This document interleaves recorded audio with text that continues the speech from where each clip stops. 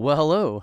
If you are looking for some unique, colorful, active fish options for your 10-gallon aquarium, you've come to the right place because today I'm going to go over 5 types. There's more than 5 fish, 5 types of fish that will be good for your 10-gallon aquarium. So be sure to hit that thumbs up, hit the subscribe button, and let's get right into it. So the first fish I want to talk about are pseudomagills. There's quite a few species not quite a few. There's a few species available in the hobby now.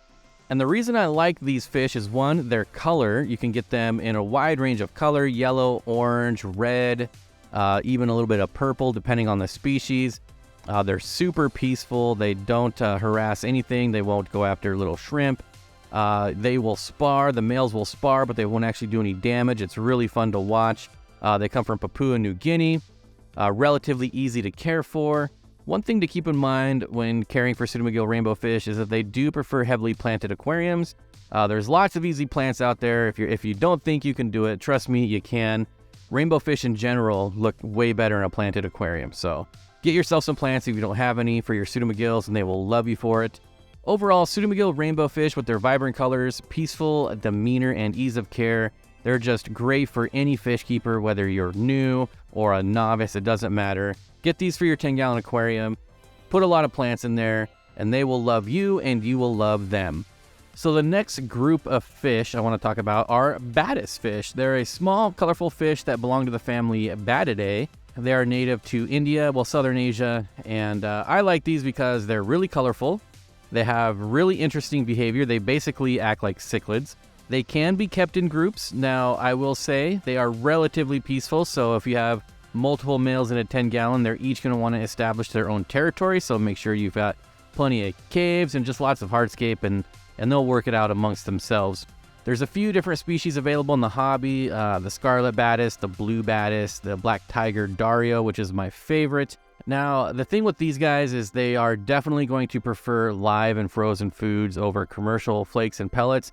You can get them trained on pellets and flakes, but definitely start them out with any live, frozen, or freeze-dried, and then slowly transition them into flakes, and you will be just fine. But as you can see, they max out at about an inch, if that. Super colorful and just really fun to watch. Next up, I want to talk about Apistogrammas, one of my favorite fish. They belong to the family Cichlidae, native to South America.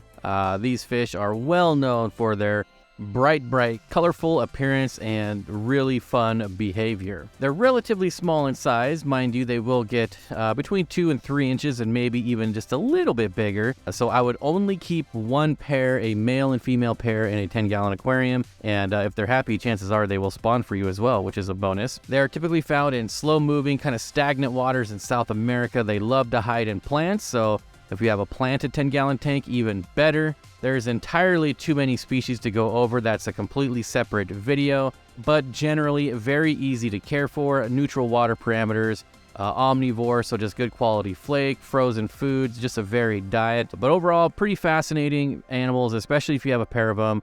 They'll be really fun to watch in your aquarium. So next up, we have Aspidoras, which are in the same subfamily as Corydoras. Now, they are a schooling fish, so they will thrive when kept in groups of at least 6. This will help them feel more comfortable and secure, especially when other fish are in the aquarium. It'll also help reduce stress and just promote overall well-being.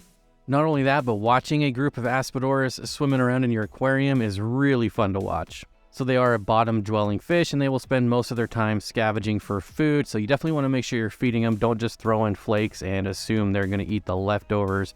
Put in some wafers, rapashi, something that's going to be down on the bottom for them.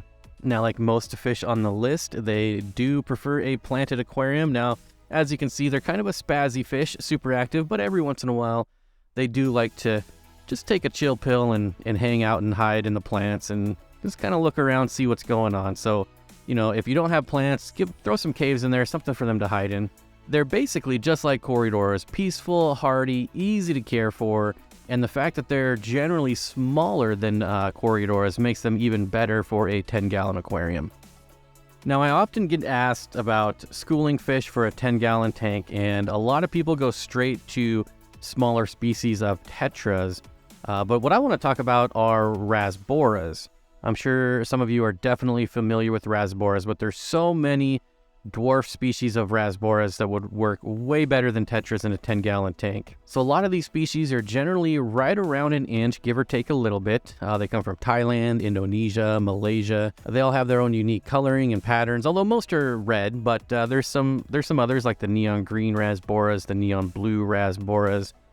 They are a schooling fish, so definitely keep at least 6 of them, and you can do way more. Like chili rasboras, you could do way more than 6 in a 10-gallon tank.